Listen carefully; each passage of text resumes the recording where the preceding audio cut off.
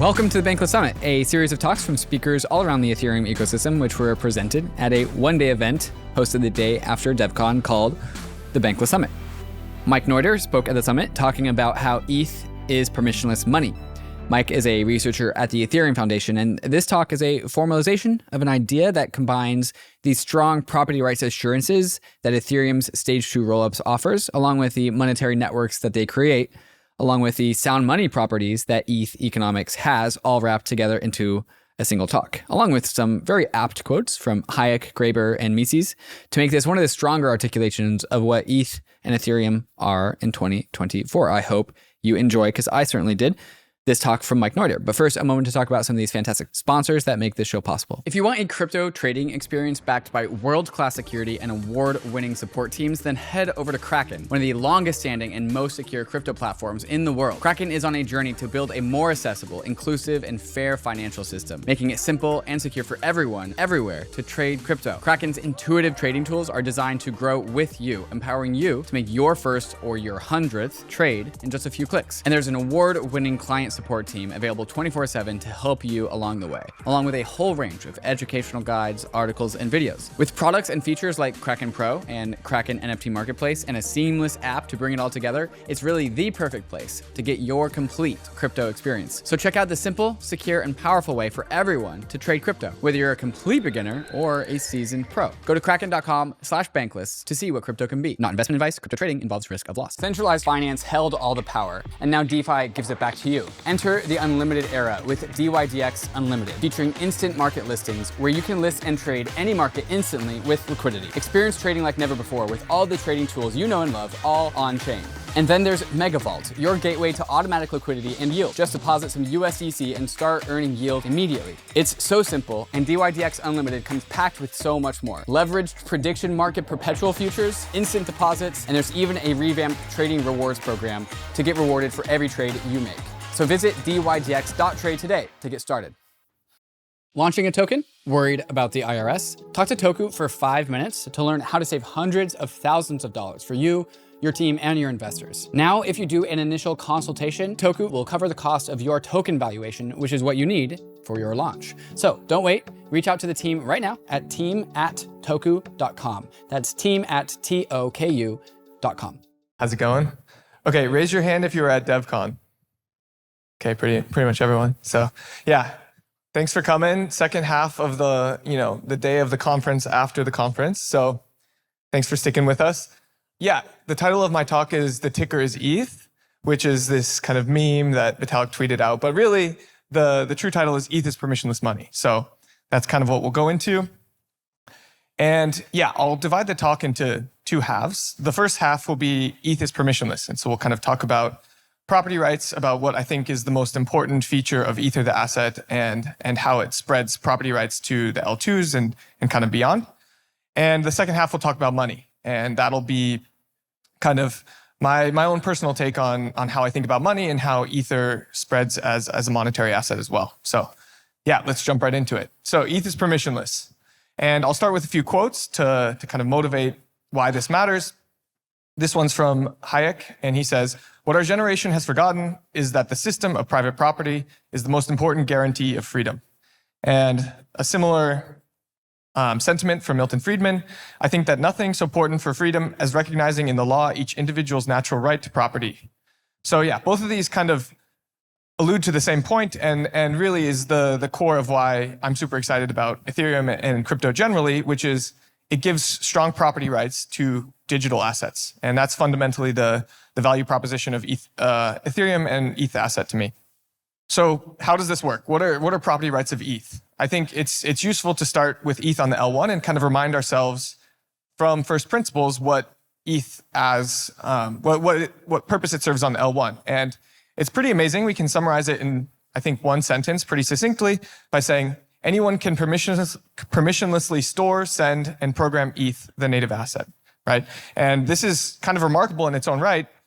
And to kind of help illustrate this, I have a diagram. We have Ethereum mainnet, and it has a few different accounts and a contract, right? So these are kind of like the two different ways that you can interact with ETH on Ethereum mainnet. obviously you can transfer ETH from one account to another. And just this in itself is like pretty amazing, right? You can send money globally in 12 seconds and it's like super secure and extremely easy to do so. You know, sending money over banking infrastructure is like very painful. And this is a remarkably simple way to do it. But of course, beyond that, there's this programmability aspect, right? So we have an account here, number 3, and it's interacting with Uniswap to swap for some stablecoin, DAI, or as someone pointed out, it should be rebranded to USDS, which is kind of the maker rebrand of their stablecoin. So yeah, this is kind of table stakes. Everyone here has probably heard this story a million times, but I think it's worth reiterating and kind of grounding what Ether does on the L1 before moving on to kind of Ether in the rollup-centric roadmap more broadly, which is what we'll get to now. So what about the property rights of ETH on rollups, right? This is kind of the next stage of the scaling roadmap of how we expect people to interact with these decentralized applications, these blockchains. And the one-sentence summary here is actually maybe something different than what you've heard before, which is anyone can permissionlessly bridge ETH in and out of rollups. So this isn't to say anything about being able to kind of continuously use any application on any rollup. That's kind of not possible. That's one of the sacrifices we make by moving to the rollup-centric roadmap. But the core thing that the rollups do preserve is the property rights of the ETH. And importantly, once you bridge your ETH in, you can always get it out, no matter what the sequencer says, even if the sequencer goes offline or is like explicitly trying to censor you to stop the transfer of your value. It's not able to do so because of this, this forced exit mechanism. And we'll kind of go through that now. And I'll say before jumping into this, that when I say rollup, I'm talking about the kind of canonical definition of rollup, where there's a smart contract bridge on the Ethereum mainnet. It has DA that it posts the transaction data onto Ethereum blobs themselves. And that's kind of important, and we'll see why in the next slide. Right, so diagram number 2, we have Ethereum mainnet. And now we also have this Ethereum rollup on the right. And the rollup is a different state. It's separate from the Ethereum mainnet state. But you can bridge from mainnet into the rollup by sending Ether to this bridge, right? I'm kind of representing it with this bridge in arrow. This gets reflected in the rollup state by crediting account 1 with some balance, right? So now this Ether is locked in the contract on L1, but kind of from the view of the rollup, this is now able to be used by account 1 in that state. Obviously, you can transfer it around, you can use it in applications on the L2, but the element of the ETH on the Ethereum rollup that I want to focus on is the ability to exit, the right to exit. And that comes through this forced withdrawal mechanism that takes place for these rollups. So the forced withdrawal mechanism is a pretty cool feature where you include a transaction on Ethereum mainnet to unlock it from the bridge. And the kind of key distinction about property rights of ETH on rollup specifically is that this forced withdrawal function only depends on Ethereum DA. So Ethereum DA is this set of blobs. This was what was the focus of the previous hard fork, Ethereum 4844, or sorry, EIP 4844. And it's kind of remarkable that you get this property that now Ethereum rollups have given the kind of exact same property rights to ETH on their chains because they only have to depend on Ethereum blobs to do that forced withdrawal exit. And this will allow the bridge out to take place, and you now have access to your Ether back on Ethereum mainnet.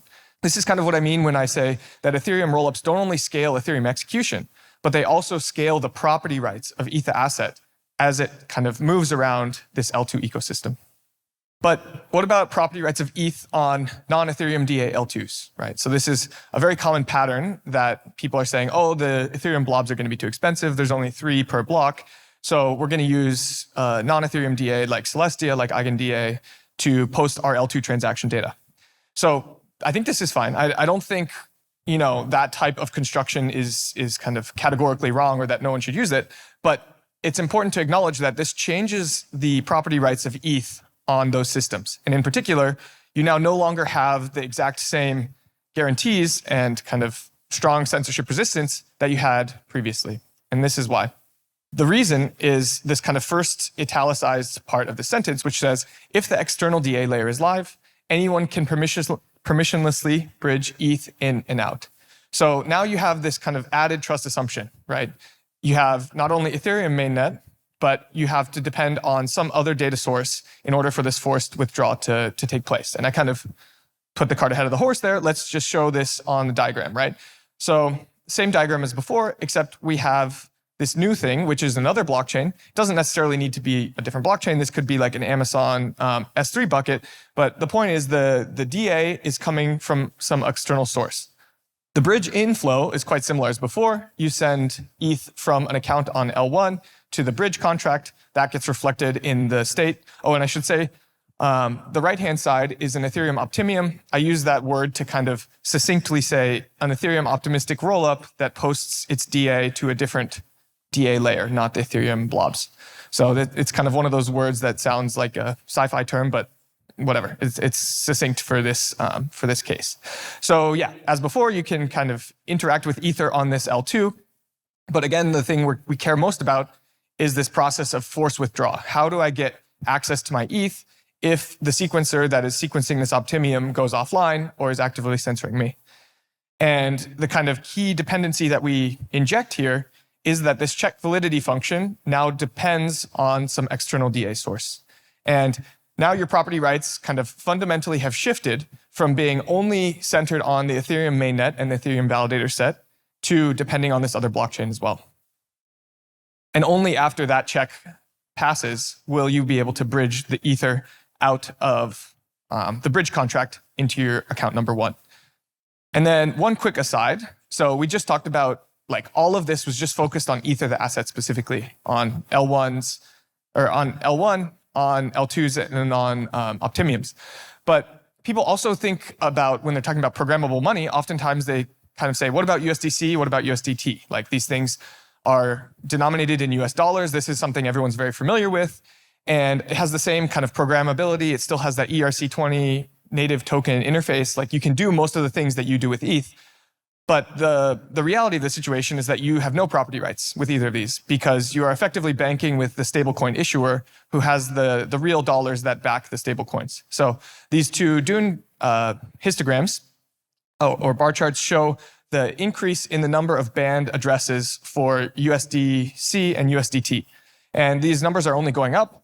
And it's not actually that different from the existing traditional financial rails where the government can effectively decide whether or not you have access to this value. And so it's kind of important to acknowledge that, sure, USDC and USDT can be programmable, but they're certainly not permissionless money. It's a very permissioned money, in fact. Right, bad. So to summarize this first half of the talk, we made the argument that ETH is permissionless. First, on the L1, ETH is permissionless and programmable. Rollups scale the property rights of ETH, the asset. Property rights on non-Ethereum DA L2s depend on another chain, but it still kind of expands the effect of ETH, the asset, and the amount of surface area you have to interact with it, which we'll talk about in the following slides. And USDC and USDT have no property rights. Cool. That was the permissionless part. Now let's talk about ETH is money. And to motivate this section, I have two more quotes. This one from John Maynard Keynes. By a continuing process of inflation, governments can confiscate, secretly and unobserved, an important part of the wealth of their citizens. So this kind of motivates the initial part of the ETH is money discussion, where I'll talk about supply, I'll talk about inflation, and kind of how inflation is a process by which kind of wealth is transferred from those who are protected against the inflation, or those who aren't protected against the inflation to those who are. And the second quote is from David Graeber in his book, Money Has No Essence. It's not really anything. Therefore, its nature has always been, and presumably always will be, a matter of political contention.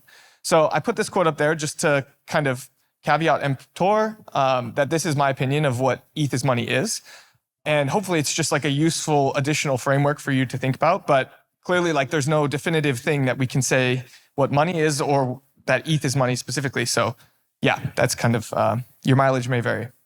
Right, so I thought it would be useful to just go through a brief history of the ETH supply. Sassel did a great job kind of running us through the whole history of Ethereum, so some of this may look familiar, and I'll go relatively quickly. But on the left side, we have 2016. This is like immediately post-Genesis, and here we have 2024 on the right. And you can see that there's kind of a few very important changes, like regime shifts in the history of the Ethereum supply. So in October 2017, there was an EIP that changed the block rewards from 5 ETH to 3 ETH. In 2019, that reward was changed from 3 to 2. So these are kind of like monetary policy changes. Every block now issues a smaller amount of ETH than it did previously. In August 2021, this is when EIP 1559 was activated. This is probably the most famous EIP. And the Ethereum, the burn started happening. So as you can see, prior to this, the supply was kind of increasing at a relatively linear rate.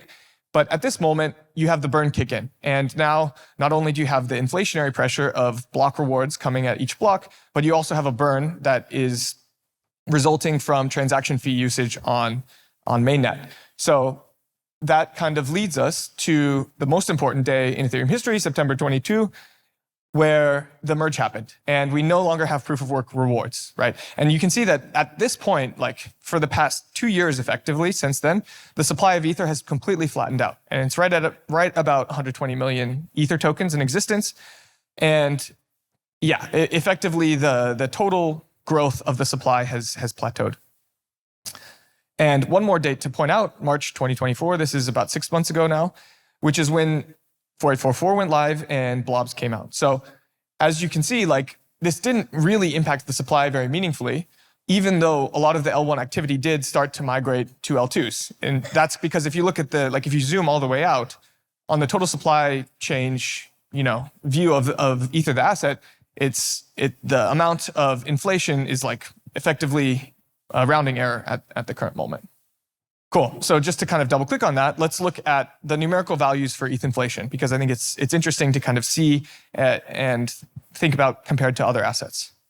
So there's 120 million ETH supply. We saw that in the previous slide, and about 34 million of it is staked. So that's about 28%. And at that stake rate, we have 3.25% yield for each of the Ether staked.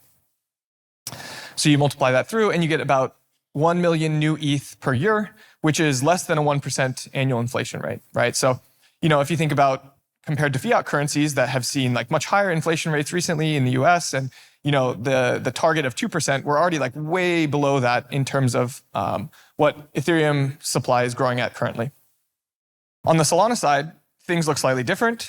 The supply is 588 million and 40 million of it is staked, 400 million of it is staked. And it's staked at a 7% yield. So not only is the stake rate more than double what the Ethereum stake rate is, but it also has a double, more than 2x the yield for each of those staked SOL. Again, you do the math and you see that the overall annual inflation rate is 4.7%, or 5 times higher than the Ether inflation.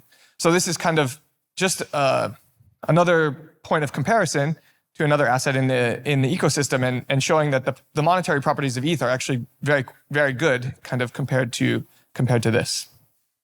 Bitcoin also has inflation currently, which is kind of this counterintuitive thing, because when people think about Bitcoin, they think about the 21 million supply cap. They think, oh, it's zero inflation. But actually, we have not reached that 21 million supply cap. There's only 19.78 million Bitcoin in supply. And with the present 3.125 block reward, Bitcoin per block reward, that results in about the same inflation rate that we have in Ethereum, which is, 0.8% annual inflation. So, for the next 4 years until the next halving, the rate of Bitcoin inflation is going to be about the same as the rate of Ether inflation, which is kind of an interesting thought experiment. Of course, the monetary policy of Bitcoin is programmed so that inflation rate will get cut in half in 2028 and 2032 and so on. But obviously the thing that they compromise on in that situation is that's your security budget. Like that's what you're paying people to secure the network. You keep cutting that in half. And the kind of, in my mind, the multi-trillion-dollar question for Bitcoin security is how does that economic security play out when the block rewards are actually zero? And there's kind of a lot of work questioning that. I don't have time to go into it too much here, but that's why Bitcoin inflation kind of in the current form is still necessary to compensate miners for producing blocks and doing the proof of work. Cool. So let's talk briefly about the burn. We're talking about ETH is money. We've made it, 15 minutes into the talk and haven't even talked about the burn.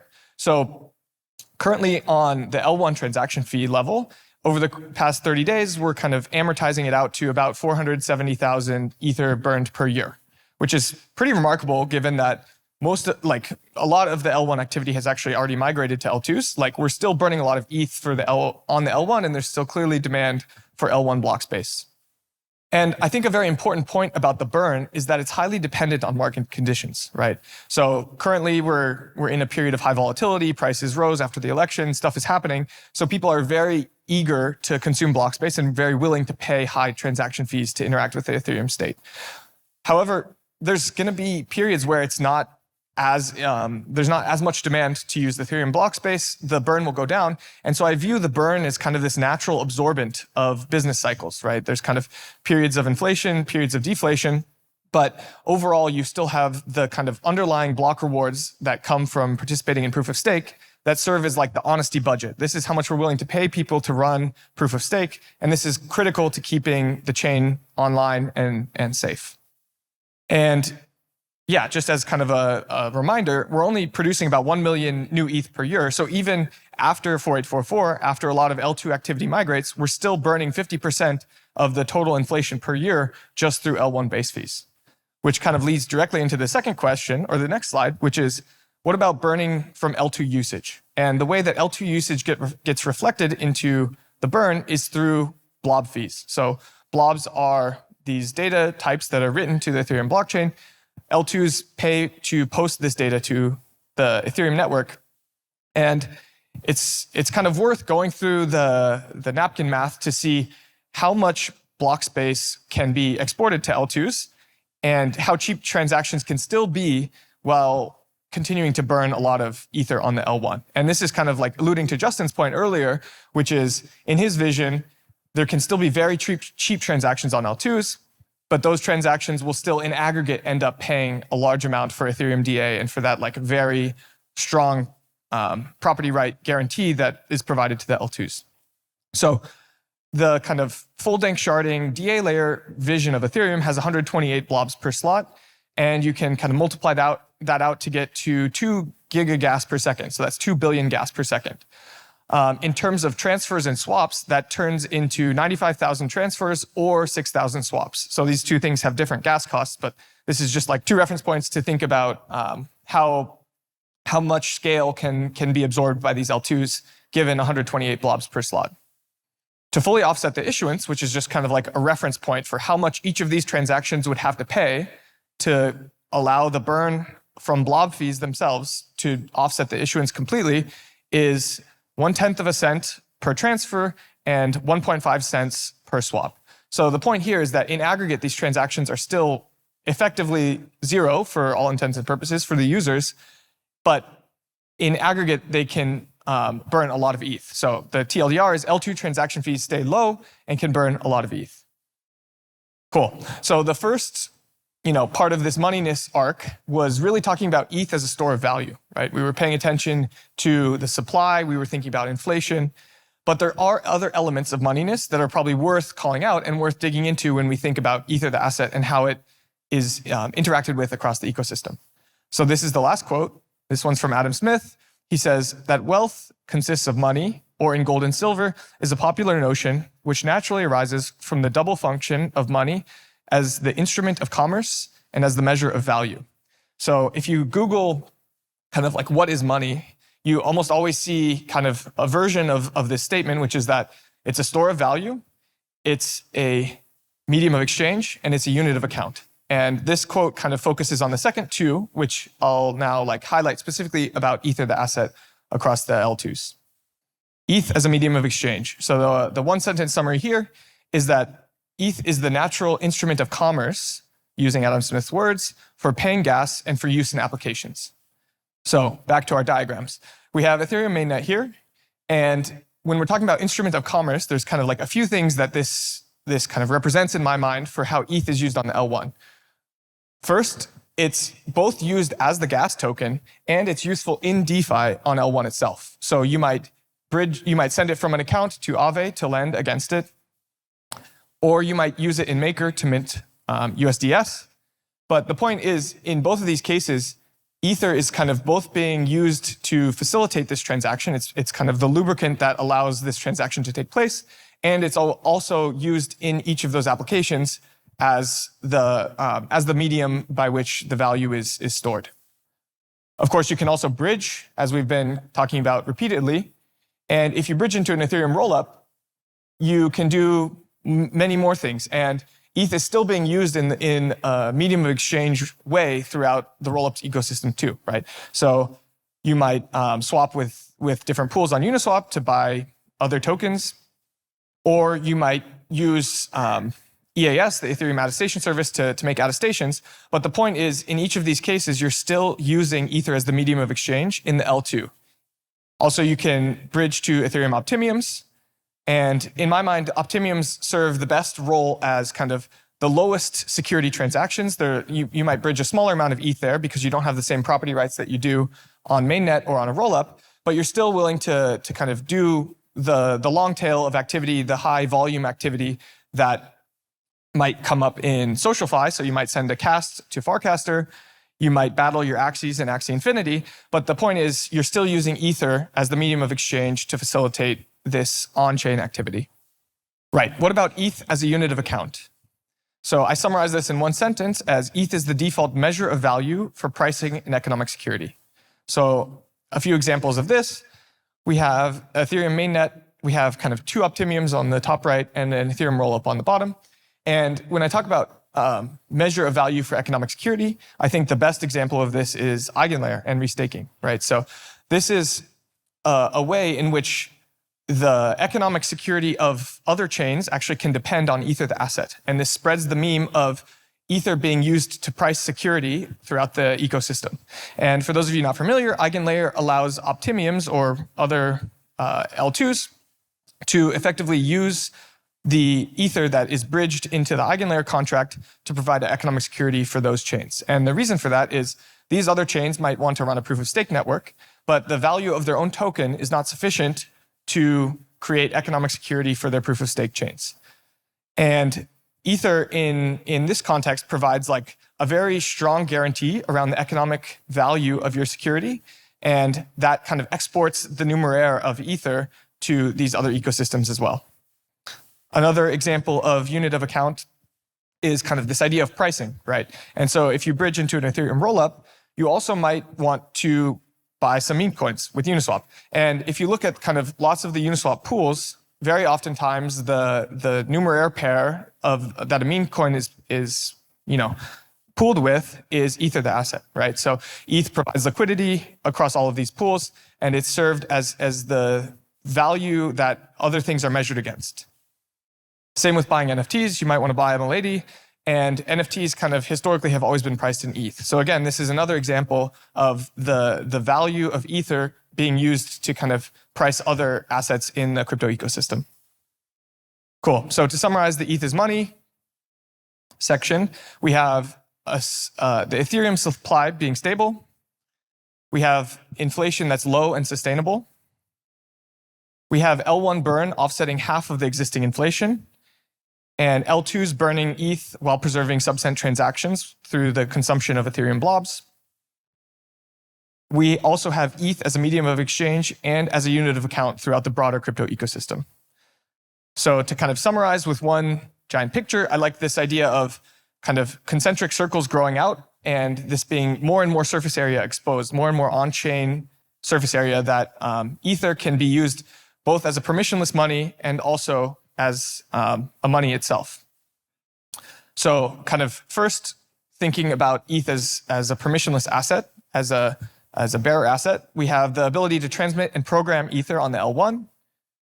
We have the forced withdrawal mechanism that imbues the same property rights to ETH on the Ethereum rollups themselves. You have the forced withdrawal mechanism that depends on external DA to ensure that some level of sovereignty is retained over Ether that's bridged into the Optimiums. And this kind of completes the picture of how ETH is permissionless across this space. In terms of money, we have Ether being burned on the L1. We have Ether burned through the blob fee on rollups. And we also have the spread of ETH as a medium of exchange and a unit of account, both across Optimiums and of course within rollups and the L1 itself. And this is kind of the full picture of why I think ETH is money. So that's all. Thank you very much. And I'm happy to take questions after this. Questions. We got time for one question. Who's got a hand up? One guy. Do you see any issue with Ethereum L2s not guaranteeing property rights for other tokens? Yeah, it's a good question. So I didn't get into this idea of ledgers of record. And I think that's kind of the theme you're highlighting here, which is Ether, the asset, is a ledger of record on Ethereum L1 itself. But you can imagine L2s that issue different tokens where the L2 state basically defines what is the canonical source of truth for the value of those tokens. So for example, Optimism is the place where the OP token contract is minted. And so even if the OP tokens are kind of tried to bridge down to the L1 itself, the source of truth is still Optimism mainnet itself. I think this is a problem. I think in general, in the future, we'll probably see most tokens be issued on L1 to use the L1 as the source of truth. But in kind of the grand scheme of things, I think what Ethereum should focus on is maintaining that super strong sovereignty over Ether, the asset itself. And I think if anything, that is like more compelling reason to denominate your wealth and to hold, ETH as the store of value rather than a governance token. And actually, to one point that I was going to mention in my talk and I forgot, so thanks for reminding me, which is, people often talk about users maybe preferring to use OP or ARB as their gas token on the L2s, but I actually think it's the opposite. I think as someone who owns ETH already and who wants to use the on-chain economy, I'm very happy to be using ETH across all the chains. And so I don't think it's like an Ethereum alignment reason that all the L2s use ETH as the gas token. I think it's a market demand. Like users actually prefer to use and hold ETH rather than to have each of the L2 respective tokens that they're paying in gas with across the different ecosystems. So yeah, that's another reason why I think ETH is kind of the natural shelling point for the medium of exchange across the space. So thanks for your question. Round of applause for Mike. All right. New projects are coming online to the MANTLE Layer 2 every single week. Why is this happening? Maybe it's because MANTLE has been on the frontier of Layer 2 design architecture since it first started building MANTLE DA, powered by technology from EigenDA. Maybe it's because users are coming onto the MANTLE Layer 2 to capture some of the highest yields available in DeFi, and to automatically receive the points and tokens being accrued by the $3 billion MANTLE treasury in the MANTLE reward station. Maybe it's because the MANTLE team is one of the most helpful teams to build with, giving you grants, liquidity support, and venture partners to help bootstrap your MANTLE application. Maybe it's all of these reasons all put together. So if you're a dev and you want to build on one of the best foundations in crypto, or you're a user looking to claim some ownership on MANTLE's DeFi apps, click the link in the show notes to getting started with MANTLE. The UNISWAP wallet is officially the preferred wallet of Bankless, and it's the one we use anytime when we want to transact on-chain. Whether you're on your browser or on the go, UNISWAP wallet makes it easier than ever to swap anytime, anywhere. Use your wallet to transfer funds directly from a top centralized exchange and tap from thousands of tokens across Ethereum and over 10 other chains like Base, Arbitrum, and Optimism. UNISWAP wallet delivers deep liquidity, fast execution, and reliable quotes with zero gas swaps through Uniswap X. And when it comes to security, you can rest easy knowing it's backed by Uniswap Labs, one of the most trusted teams in DeFi. Their code is open source and independently reviewed, so you know it's protected. So why wait? Download the Uniswap wallet today on Chrome, iOS, and Android, and don't forget to claim your free uni.eth username directly in the mobile wallet. Start swapping smarter with Uniswap. Tired of juggling multiple wallets and websites just to navigate Web3? Meet Magic Eden, the home of Web3. It is becoming a super dApp where you can do everything cross-chain all in one place. They're solving UX issues by building products across every chain ecosystem, swaps, borrowing and lending, NFTs, perps, and more, all seamlessly cross-chain. Instead of hopping between countless sites and handling multiple wallets, just use Magic Eden. Save time and get to the meme coining faster. Plus, the ME token is coming out this quarter from the ME Foundation. If you've used any of their protocols, like the NFT platform, you can claim some. So check out Magic Eden today and watch them become a super dApp and the home of Web3 in real time. You can get there at magiceden.io to get started.